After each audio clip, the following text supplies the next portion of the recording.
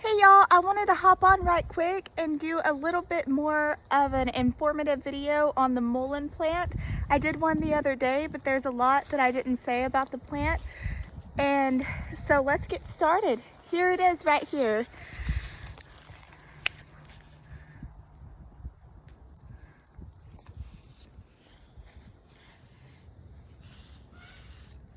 And it will have a little yellow flower stalk that shoots up out of the middle of it later on whenever the plant is in its second year of life.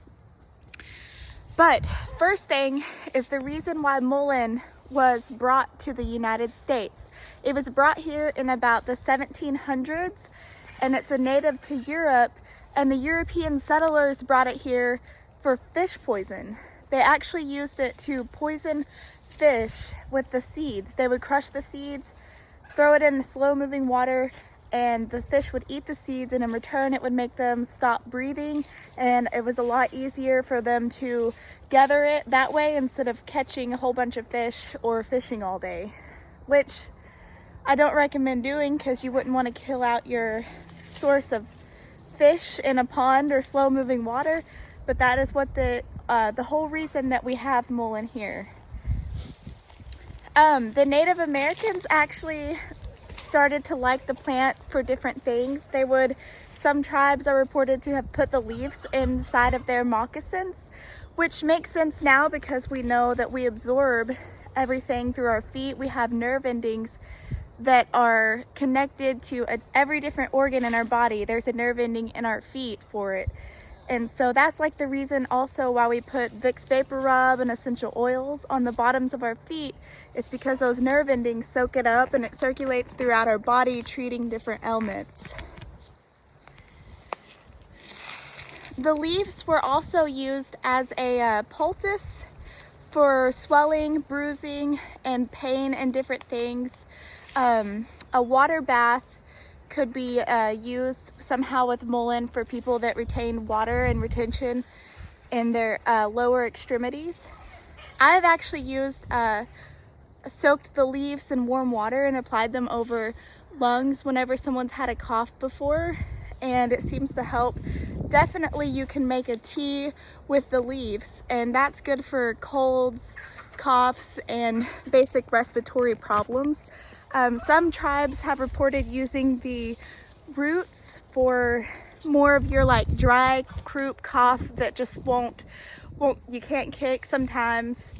And one of my favorites to do with mullein is to dry out the leaves and smoke it to get rid of a really mucusy type, terrible kind of cough. The little hair-like things on mullein resemble something that we have in our lungs, and somehow whenever you dry mullein out to smoke it, it will just make you expel and get rid of all of that mucus that you're having trouble with.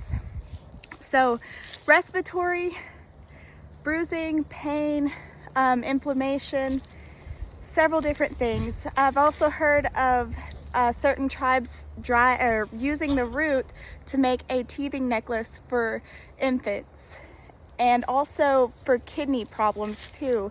I believe they used an infused version of the leaves and took it for kidney failure and different things. And urinary tract is another thing that I've heard. I'm assuming that one was probably used by making a tea. But mullein is a very medicinal plant, and there's lots of uses for it. It's not a native, but we've learned how to use it here for everyone's benefits. I forgot to mention that mullein is also nature's toilet paper. If you feel the leaves, they are super thick and soft, and you can also use it as toilet paper. So everything we needed in 2020 out of this plant, huh? Thank y'all. You have a blessed night.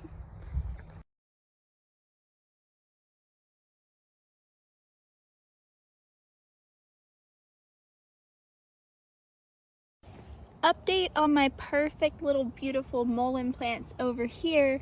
Chickens apparently love mullein leaves. See, they've completely ate like 3 whole plants over here, but that's okay because I've got more and I'm sure it was good for them.